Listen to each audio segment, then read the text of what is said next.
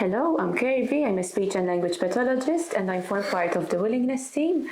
And today I'll be discussing some strategies we use with young children to help them acquire and use more verbal language. These strategies are known as communication temptations. And what it means is that we are encouraging the child to communicate more spontaneously. We do this by modifying their environment, and we tease them a little bit to communicate a bit further. And we do this through strategies such as providing them with a food without a utensil, so giving them a yogurt without a spoon, and we see how the child would react. So whether they would point towards the cabinet where you keep your utensils, whether the child would show you with their facial expression that they're missing something, and this would provide you with an opportunity to help the child use the label for the word. So for example, spoon. Therefore, the adult would be encouraged to use the word "you need a spoon" or "the spoon is missing," for example. And by time and through different opportunities to practice the skill, the child would start labeling the object on his own and more spontaneously. So the child would be enriching his vocabulary in this way.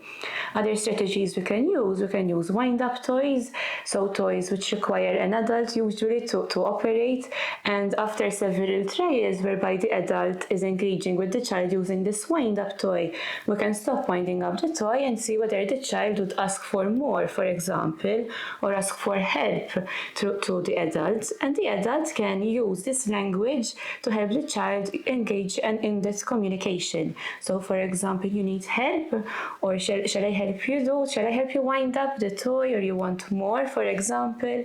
And sometimes we even use gestures to help the child communicate further, and common gestures which you use in the initial stages would be more, which we indicate using this gesture.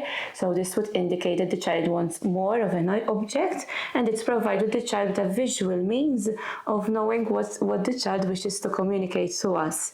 Other strategies we can use are, for example, bubbles. So we're blowing bubbles with the child, and at a point we can stop and we can see how the child would react, how the child would communicate that he wants more or she wants more bubbles, and we can use that vocabulary on repetition. So what we would repeat the word "more," for example, to the child, so that the child can start using it more naturally and more spontaneously in his language.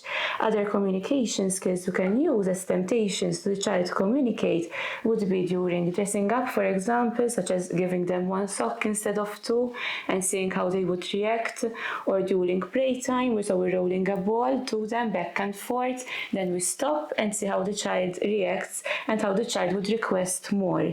And other strategies we can use typical phrases such as "twinkle, twinkle, little star," or "ready, steady, go" for several trials during play. So for example, we're going down a slide and we go "ready, steady, go" for several trials, and we push the child down the slide, and then for one trial we can try going "ready, steady," and we see whether the child would continue the phrase, and that would also help the child to communicate a bit more, even more spontaneously, to even attract the adult's attention of wanting more of a particular item or toy, for example.